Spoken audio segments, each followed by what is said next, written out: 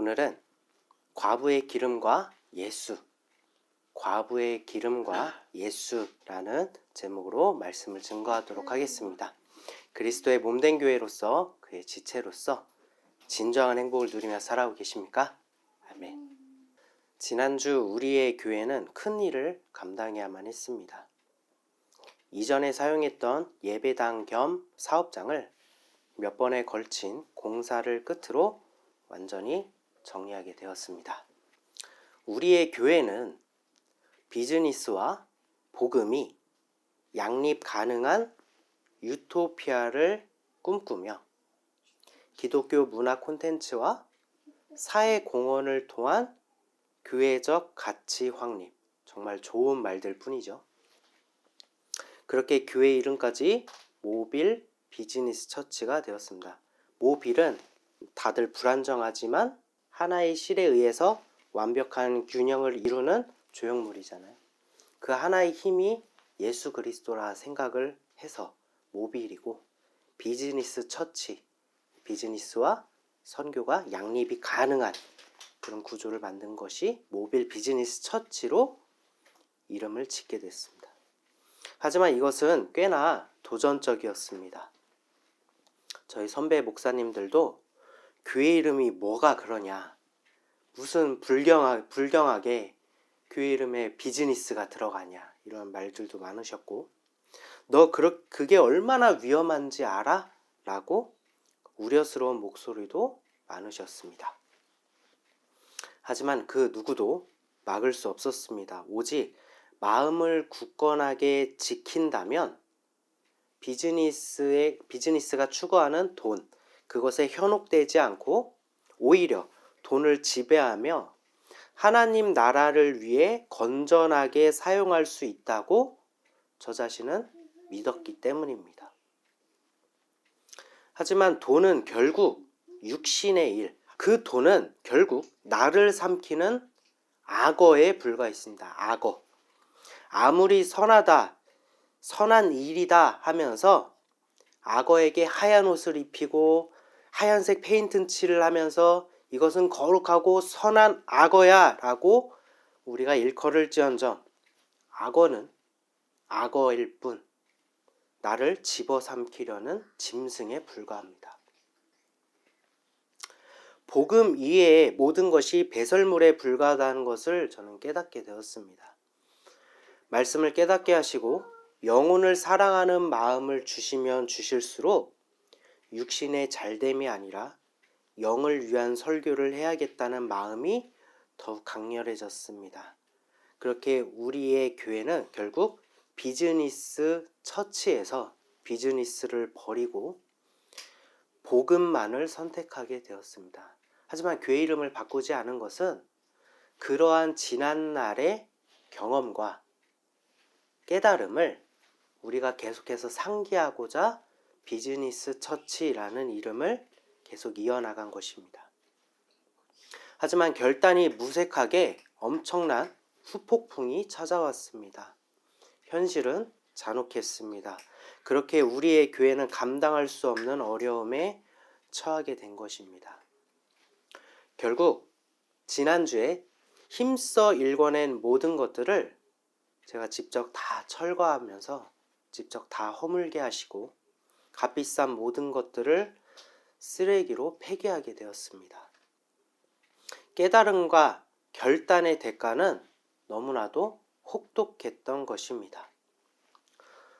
저는 이런 생각을 했습니다. 제가 가서 다치기도 하고 심적으로도 육적으로나 심적으로도 많이 안 좋은 상태에서 이게 도대체 무슨 시간 낭비인가? 나는 수년간 이곳에서 어떤 유익이 있었는가? 정말 야속한 심정으로 쓰레기들을 한편에 치우며 눈물로 기도드릴 때 하나님께서는 저의 마음을 위로하시고 한 가지 큰 깨달음을 주셨습니다. 그것은 바로 이곳에서 나의 의로움으로 행하려 했던 모든 것들이 죄악임을 깨닫게 하시고 나 또한 별 수 없는 죄인이구나 라면서 통곡하여 기도드릴 때 하나님께서는 이 세상 가장 귀하고 존귀하며 값으로 측량할 수 없는 선물인 성령을 주셨던 것입니다. 하지만 고단했던 마음의 앙금은 아직 제 속에 잔존해 있었던 것 같습니다. 그렇게 제 마음속엔 여전히 불평 반, 은혜 반인 상태로 아무리 깨달음을 주셨어도 그 앙금이 가시지 않아서 계속 기도를 이어갈 때 하나님께서는 저에게 한 장면을 보여주셨습니다. 그것은 바로 나를 위해 고통당하신 예수 그리스도의 십자가였으며 저는 달리신 예수님의 발 앞에 있었습니다. 그 발에는 뜨거운 피가 흐르고 있었습니다. 저는 감히 어떤 불평이나 불만을 그 앞에서 토로할 수 없었습니다. 그저 통곡하고 또 통곡하며 울 수밖에 없었습니다. 기도하다가 환상을 보게 된 이야기를 하는 거예요.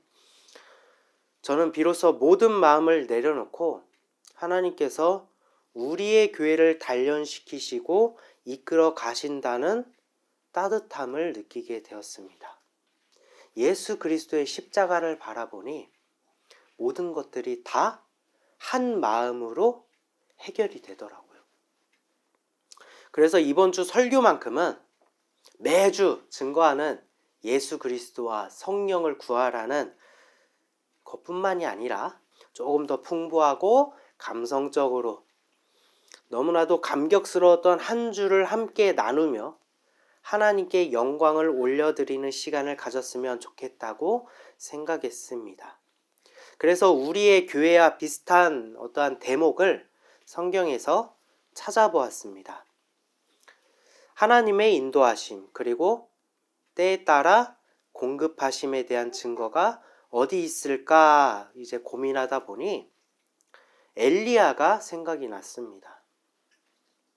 하나님의 말씀을 선포한 엘리야가 위험에 처하자 하나님께서는 그를 시냇가로 인도하시고 까마귀를 통해 그가 먹을 것을 공급하시는 모습을 생각하면서 우리의 교회에 큰 위로가 될 것 같아서 이 말씀을 주제로 선정하게 되었습니다. 저는 주제를 잘 정했다고 생각했습니다. 교회의 문제뿐만이 아니라 개개인도 엘리야와 같은 상황을 충분히 공감할 것이라고 생각했기 때문입니다.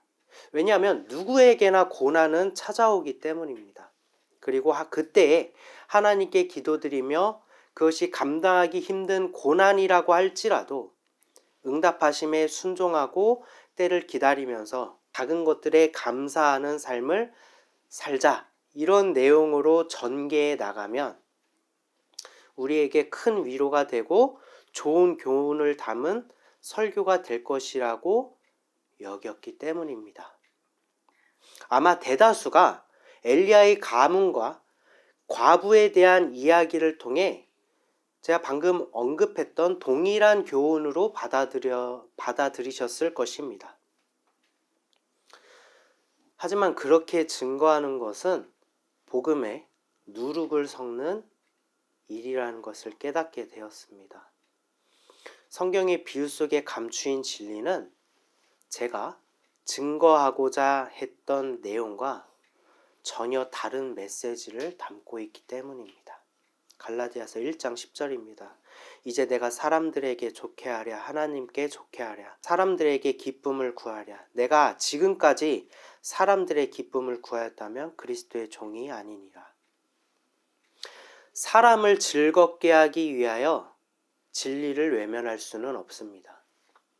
예배, 즉 제사의 본질은 우리가 기뻐 뛰고 위로를 받고 감명을 받는 그런 순간이 아니라 제사의 본질은 본래 사람의 즐거움이 아니요 참담한 희생과 죄에 대한 참회이며 예수 그리스도로 완성되었음을 우리가 다시 한번 상기하는 자리가 예배입니다.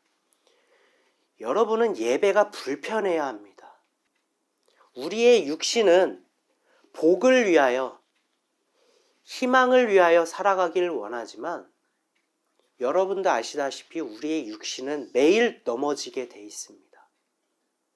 그 육신의 죄악 때문에 우리는 매일 부끄러움에 살아가며 하나님 앞에 죽을 수밖에 없는 죄인임을 예배 시간에 다시 상기해야 된다는 거예요. 나 이번 주에 나 이렇게 잘했어요. 나 이번 주 이렇게 의롭게 살았어요. 칭찬받으며 살았어요. 라면서 그것을 자랑하는 자리가 예배가 아니라는 거예요. 저 동물이, 저 각이 뜬 어린 양이 본래 나의 죄악 때문이었구나. 그러나 예수님께서 나를 위해 대신 희생당하셨구나. 예배가 불편해야 된다는 것입니다. 따라서 우리의 고난도 예수 그리스도로 해석해야 됩니다. 우리의 기쁨과 함께 누리는 은혜와 성도의 교제도 결국 예수 그리스도로 귀결되어야 하며 그 자리 가운데 예수 그리스도가 없다라면 그것은 무의미하고 결국 발람의 길을 따르는 일에 불과하다라는 것입니다. 따라서 오늘도 역시나 흔들렸던 초점을 다시 바로잡고 예수 그리스도를 증거하는 시간을 갖도록 하겠습니다. 제가 이전에 이렇게 해서 전개해 나가야지 라고 했던 내용과 비유에 감춰인 진리가 어떻게 다른지를 한번 여러분께서 살펴보셨으면 좋겠습니다. 오늘 본문의 말씀 열왕기상 17장 1절입니다. 길르앗에 우거하는 자 중에 디셉 사람 엘리야가 아합에게 말하되 내가 섬기는 이스라엘의 하나님 여호와께서 살아계심을 두고 맹세하노니 내 말이 없으면 수년 동안 비도 이슬도 있지 아니하리라 하니라. 이스라엘 왕 아합은 하나님 보시기에 악한 왕이었습니다. 그래서 하나님께서는 이스라엘에게 징계를 내리시기 위하여 선지자 엘리야를 통해 수년 동안 지독한 가뭄을 선포하게 하셨습니다. 이후 하나님께서는 엘리야를 지키시기 위하여 요단 앞 그릿 시냇가에 숨기시고 까마귀를 통해 그에게 필요한 양식을 물어오게 하셨습니다. 여호와의 말씀이 엘리야에게 임하여 이르되 너는 여기서 떠나 동쪽으로 가서 요단 앞 그릿 시냇가에 숨고 그 시냇물을 마시라. 그 시냇물을 마시라. 내가 까마귀에게 명령하여 거기서 너를 먹이게 하리라. 그가 여호와의 말씀과 같이 하여 곧 가서 요단 앞 그릿 시냇가에 머물매 까마귀들이 아침에도 떡과 고기를 저녁에도 떡과 고기를 가져왔고 그가 시냇물을 마셨으나 하지만 결국 어떻게 됩니까? 땅에 비가 내리지 아니하므로 얼마 후에 그 시내가 마르니라. 하나님의 말씀에 순종한 대가로 엘리야는 위험에 처하게 되었습니다. 그러자 하나님께서는 엘리야를 지키시고 그가 먹을 물과 양식이 부족하지 않도록 하셨습니다. 우린 이를 두고 우리에게도 원수에게 쫓기는 어떠한 절망의 순간이 찾아올 것이라고 말합니다. 하지만 하나님께서는 우리를 반드시 지키시며 가뭄의 때에 시냇물을 먹는 것과 같이 그리고 까마귀가 양식을 물어오는 것과 같이 조금 우리의 상식으로는 상상할 수 없는 방식으로 하나님께서는 일하시는 분이고 하지만 결국 신실하신 하나님이시니 그 하나님을 의지하고 감사해야 된다고 위로의 메시지를 전할 것입니다. 하지만 그런 교훈이라면 우리는 이런 의문을 한번 가져볼 필요가 있습니다. 하나님께서는 일순간에 아합의 왕과 군사를 멸하실 수 있는 능력이 있으신 분 아닙니까? 그런데 왜 굳이 엘리야를 숨기셨죠? 그리고 그 징계는 왜 하필 가뭄입니까? 출애굽기만 보더라도 10가지 재앙이 있었는데 그 중에 왜 하필 가뭄을 선택하신 것일까요? 그리고 왜 엘리야는 시냇물을 먹어야만 했죠? 우물이 아니라 왜 시냇물을 먹어야만 했습니까? 그리고 왜 까마귀는 풀이나 작은 동물이나 곤충이 아니라 떡과 고기는 어디서 구했으며 왜 하필 떡과 고기이며 그것을 왜 아침과 저녁으로 물어오게 하신 것인가? 왜 성경은 굳이 이런 설정으로 이야기를 전개해 나가려는 것인가? 그것은 바로 이 본문의 말씀이 예수 그리스도를 증거하고 있기 때문입니다. 아모스서 8장 11절입니다. 주 여호와의 말씀이니라. 보라, 날이 이를지라 내가 기근을 땅에 보내리니 양식이 없어 주림이 아니며 물이 없어 가람이 아니요 여호와의 말씀을 듣지 못하는 기갈이라. 여호와의 말씀을 듣지 못하는 기갈이 찾아올 것이라는 것입니다. 아합은 영적으로는 마귀를 상징하며 그가 다스리는 이스라엘은 예수님께서 십자가에 달리시는 마지막 날, 곧 가장 큰 환난의 날에 심판받을 이스라엘을 의미합니다. 마지막 날이 먼 훗날에 오는 것이 아니라 예수님께서 십자가에 달리신 그날이 마지막 날이에요. 따라서 성경의 비유는 가뭄에 대하여 단순하게 물이 부족한 상황을 의미하는 것이 아니라 그 가뭄은 말씀이 육신이 되시며 물이시며 생수이신 예수 그리스도가 끊어지는 가뭄을 의미하는 것입니다. 그래서 여호와의 말씀을 듣지 못하는 기갈이 예수 그리스도가 죽으셨기 때문에 생수가 끊어지고 양식이 끊어지는 기갈을 의미하는 것입니다. 즉 아합의 때에 이스라엘의 가뭄이 찾아오는 것은 예수 그리스도가 죽으시는 날을 예언하고 있다라는 거예요. 비유로서 예언하고 있다. 하나님께서는 마지막 날 가장 큰 환난의 날에 그가 사랑하는 자들을 지킬 것이라는 언약도 세우셨습니다. 성경의 곳곳에 그것을 나타내고 있죠. 그 지키심은 출애굽기에서는 재앙을 피해갈 고센 땅으로 나타내셨고 오늘 본문의 말씀에서는 그릿 시냇가로 나타내셨고 시온의 성으로도 나타내셨고 계시록에서는 독수리의 날개에 의지하여 숨게 되는 광야를 의미하기도 합니다. 하나님께서 지키신다고 언약하셨다라는 거예요. 엘리야는 하나님께서 예비하신 그릿 시냇가에서 무엇을 먹었죠? 물이신 예수 그리스도를 먹고 우물은 무엇을 의미한다고 했습니까? 사람의 손으로 지은 우물이지만 시냇물은 자연 그대로 있는 그대로의 생수, 즉 예수 그리스도를 의미합니다. 엘리야가 그 물을 마셨다라는 거예요. 생명의 떡이신 예수 그리스도를 먹고 유월절 불에 구운 어린 양이신 예수 그리스도를 먹게 됩니다. 언제 먹는다고 합니까? 아침과 저녁에 먹는다고 합니다. 아침은 무엇이고 우리 창세기 1장에서 아침은 무엇이고 저녁은 무엇이죠? 빛이 있고 빛이 없는 그것을 아침과 저녁이라고 말씀하셨잖아요. 이것은 빛이시며 해이신 예수 그리스도가 계실 그 아침에도 먹었고 빛이신 예수 그리스도가 십자가에서 죽으심으로 찾아오는 죄악의 어둠, 즉 밤에도 엘리야에게 예수 그리스도를 먹이신다라는 그 언약이 오늘 본문의 말씀에 숨겨져 있다라는 것입니다. 엘리야와 같이 예수 그리스도를 하나님을 믿고 의지하는 자들은 비록 가뭄과 환난이 찾아오더라도 계속 양식을 먹이신다라는 것을 나타내고 있다라는 것입니다. 그렇게 시간이 흘러 엘리야가 선포한 가뭄이 찾아오게 됩니다. 가뭄은 무엇이라 했죠? 예수 그리스도의 죽으심.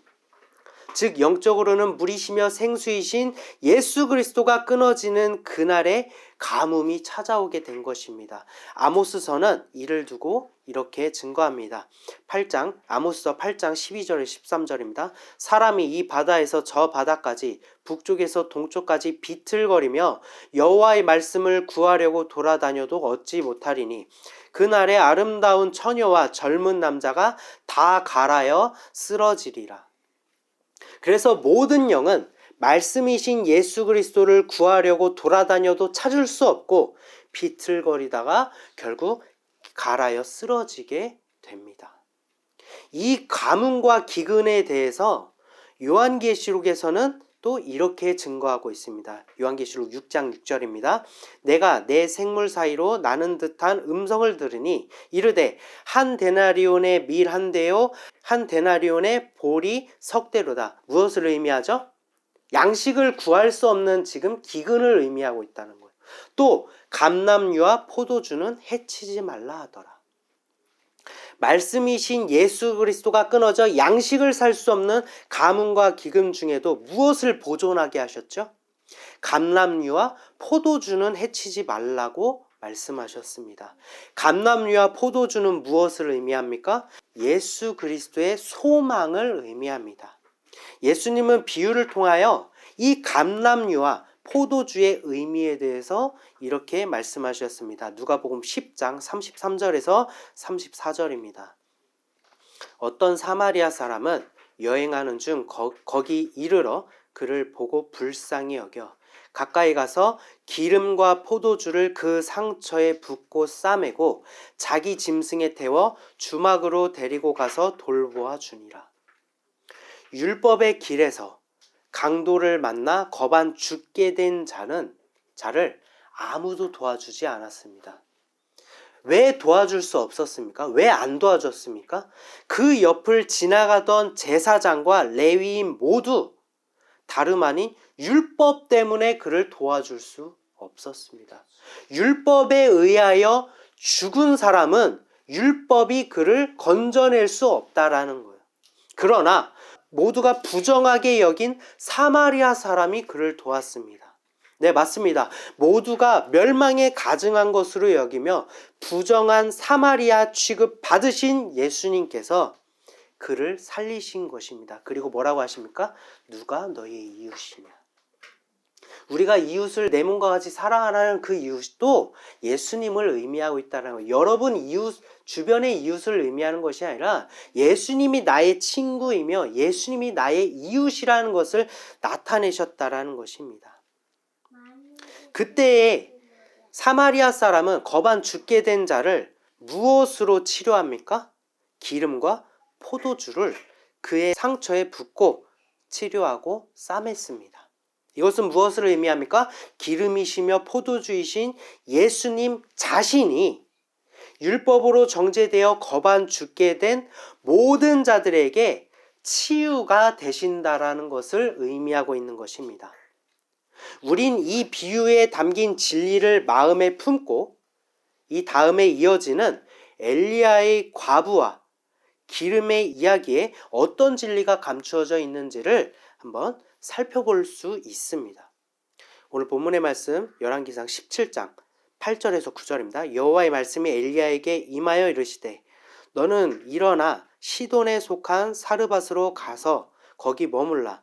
내가 그곳 과부에게 명령하여 내게 음식을 주게 하였느니라. 하나님께서는 영적으로는 예수 그리스도가 끊어지시는 가뭄과 기갈 가운데 그럼에도 불구하고 엘리야를 먹이시기 위하여 예비하신 사르밧으로 이끄십니다. 사르밧. 그곳의 과부를 통하여 엘리야에게 음식을 주시겠다 말씀하신 것입니다. 여기서 말하는 과부는 무엇을 의미합니까? 남편을 잃은 자를 의미하잖아요. 곧 영적으로는 참 이스라엘이신 예수 그리스도를 잃은 신부된 이스라엘을 나타내고 있다는 거예요. 10절에서 12절입니다. 그가 일어나 사르밧으로 가서 성문에 이를 때에 한 과부가 그곳에서 무엇을 줍는데요? 나뭇가지를 줍는지라. 이에 불러 이르되 청하건대 그릇에 물을 조금 가져다가 내가 마시게 하라. 그가 가지러 갈 때 엘리야가 그를 불러 이르되 청하건대 내 손에 떡 한 조각을 내게로 가져오라. 그가 이르되 당신의 하나님 여호와께서 살아계심을 두고 맹세하노니 나는 떡이 없고 다만 통에 가루 한 움큼과 병에 기름 조금뿐이라. 내가 나뭇가지 둘을 주어다가 나와 내 아들을 위하여 음식을 만들어 먹고 그 후에는 죽으리라. 엘리야가 사르밧에 이를 때에 과부는 무엇을 줍고 있었습니까? 나뭇가지를 줍고 있었습니다. 나뭇가지는 예수 그리스도의 십자가를 의미합니다. 이는 남편을 잃은 과부된 이스라엘이 보혈의 십자가를 의지한다라는 것을 의미하는 것입니다. 엘리야는 그 과부에게 물을 달라 요청하였고 떡을 달라고 요청합니다. 여기서 주목할 사실은 하나님께서는 가뭄과 기갈의 때에 엘리야를 먹이시기 위하여 과부에게로 보내셨다라는 거예요. 하나님께서 먹일 능력이 없으셔서 그 먼 길을 걸어가게 하셔서 하필이면 과부를 만나게 하셔서 가진 것도 없는 가루와 기름밖에 가진 것 없는 과부에게서 떡과 물을 요청하게 하셨겠습니까? 하나님의 손이 짧으셔서 그렇게 하셨을까요? 이는 보혈의 십자가를 예표하는 나뭇가지를 주우면서 참 신랑이신 예수 그리스도를 잃은 과부, 즉 이스라엘의 믿음을 받으시기 위하여 엘리야를 향하게 하신 거예요. 그러나 과부가 가진 것은 너무나도 초라했습니다. 가진 것은 고작 가루 한 움큼과 병에 기름 조금뿐이었습니다. 한 움큼의 가루는 무엇을 의미합니까? 이는 죄악의 근원이 되는 땅에 그 땅에서 자라난 생명, 곧 풀과 나무와 곡식이신 예수 그리스도를 예표합니다. 그리고 이 생명의 소산물이 갈려지고 깨어지는 고난을 받아 가루가 된 것, 즉 고난당하신 예수 그리스도를 의미합니다. 이 과부에게는 남편을 잃은 이 이스라엘에게는 고난받으신 예수 그리스도의 그 소망을 한 움큼 간직하고 있다는 거예요. 자신을 치유하실 기름이신 예수 그리스도가 있음을 고백하고 있는 것입니다. 그 소망을 갖고 있다는 거예요. 과부는 이 소망을 자신과 아들의 마지막 양식으로 삼았습니다.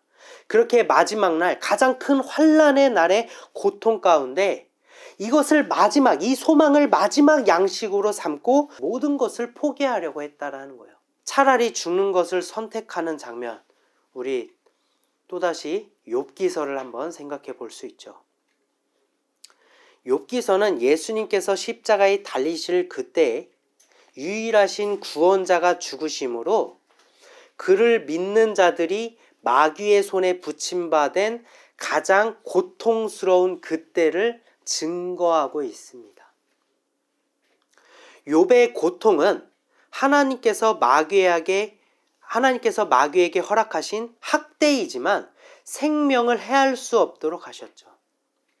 그래서 욥은 자신의 의로움에도 불구하고 마귀에 의해 고통에 짓눌려야 했고, 여러분께서 욥은 의로운 사람인데 하나님께서 의롭다고 했는데 왜 고통받아야 돼? 그러면은 모든 것이 예수 그리스도의 마지막 날 때문에 고통을 받게 됐다라는 것이 욥기서가 증거하고 있다라는 거예요. 그리고 욥의 고난 중에 하나님께서는 왜 침묵하신 거야? 아니, 하나님이 사랑하시고 하나님이 의롭고 아끼시는 그 욥이 고통당하는데 왜 하나님 가만히 계셨어? 라고 여기신다면 그것조차도 바로 예수님께서 죽으신 그때를 나타내고 있기 때문이에요. 그래서 마귀의 손에 붙임받은 날, 그것을 증거하는 것이 욥기서다. 엘리야가 만난 과부가 바로 이 환난의 날, 고통받는 이스라엘을 의미하고 있는 것입니다. 차라리 죽는 것이 낫다라고 선택하는 것. 하지만 소망을 가지고 마지막 양식으로 삼았다라는 것. 13절, 14절입니다. 엘리야가 그에게 이르되 두려워하지 말고 가서 내 말대로 하려니와 먼저 그것으로 나를 위하여 작은 떡 1개를 만들어 내게로 가져오고 그 후에 너와 내 아들을 위하여 만들라. 이스라엘의 하나님 여호와의 말씀이 나 여호와가 비를 지면에 내린 날까지 그 통에 가루가 떨어지지 아니하고 그 병에 기름이 없어지지 아니하리라 하셨느니라. 그렇게 여러 개를 만들 수 있는 이유는 하나님께서 계속 공급하실 것이기 때문에, 바로 감람류와 포도주는 해하지 말라고 언약하셨기 때문에. 두려워하지 말고 먼저 그 가루와 기름으로 나를 위하여 떡 하나를 만들라. 소망에 머물지 말고 그 소망이 예수 그리스도가 나의 생명이 양식이 되시는 믿음으로 나아가라고 권면하고 있는 것입니다.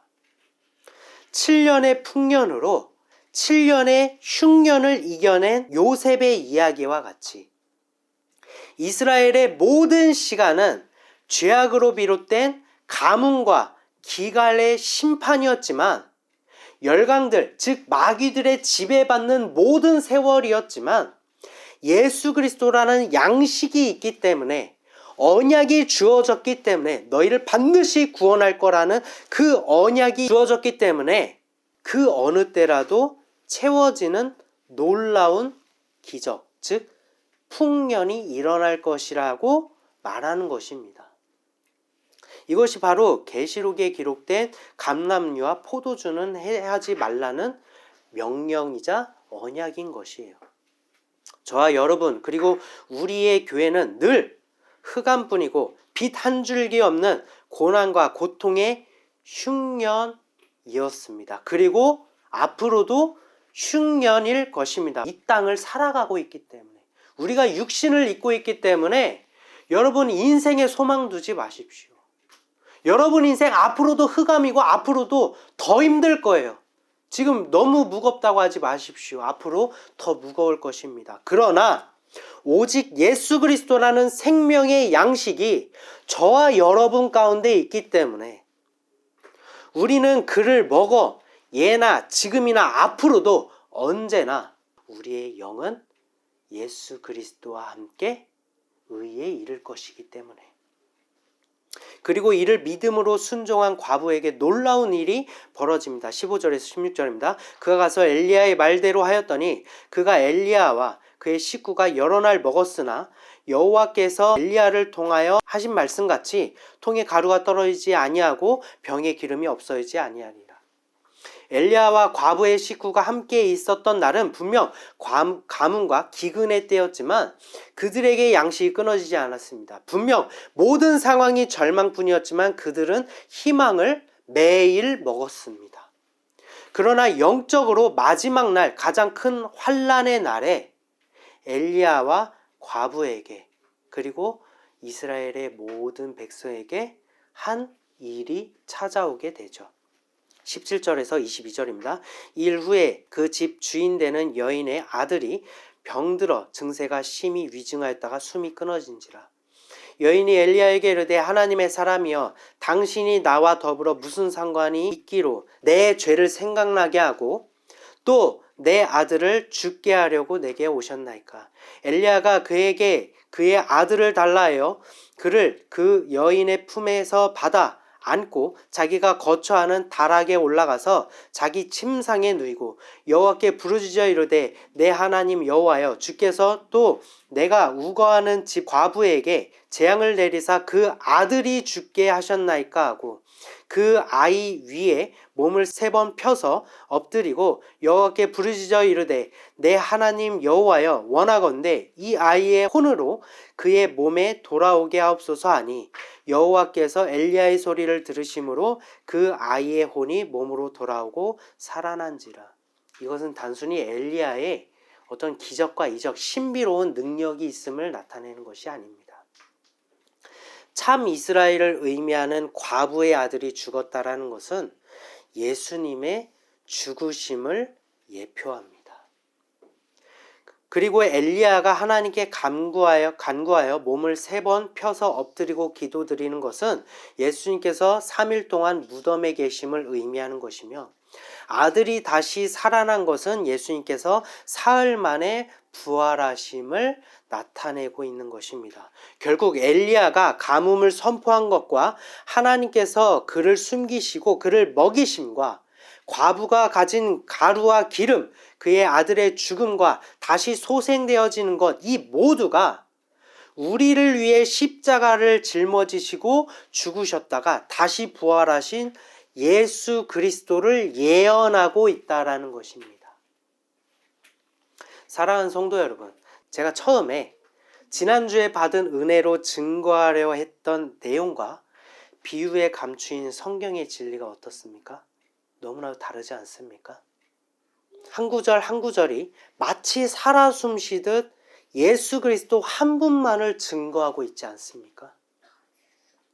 우리가 어찌 비유에 감추인 진리를 깨달으면서 이게 삶의 교훈이다 라면서 증거할 수 있겠습니까? 의사된 자가 위급한 환자의 생명의 불이 꺼져가는 것을 보면서 어찌 치료하지 않고 괜찮다 위로할 수 있겠습니까? 하물며 영의 구원을 위하여 말씀을 선포하는 저와 여러분이 이미 영이 죽어 둘째 사망을 맞이할 수밖에 없는 저 모든 영혼들의, 저 안타까운 영혼들에게 어찌 예수 그리스도 이외에 다른 것을 선포할 수 있겠습니까? 그리스도의 영이 없는 자들은 예수님과 아무 상관이 없는 자들이라고 성경은 분명하게 증거하고 있는데, 그리스도의 영이 없는 자들은 둘째 사망을 맞이하여 결국 지옥의 불못에 갈 수밖에 없다는 것을 성경은 분명히 증거하고 있는데, 어찌 성령이 아닌 육신의 안녕과 복을 위한 선포를 할 수 있겠습니까? 지난 한 주간 우리의 교회는 슬퍼했습니다. 마음의 원망도 가득했습니다. 그러나 은혜로 나아가기를 우리는 결단했습니다.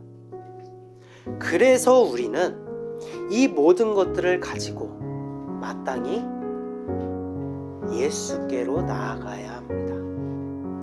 위기에 처한 엘리야가 예수 그리스도를 먹으며 숨김을 받듯이 보혈의 십자가를 의지하는 심령으로 나뭇가지를 주우며 예수 그리스도가 우리의 마지막 양식임을 고백하는 과부와도 같이 우리의 모든 심령을 예수 그리스도의 십자가로 나아갑시다.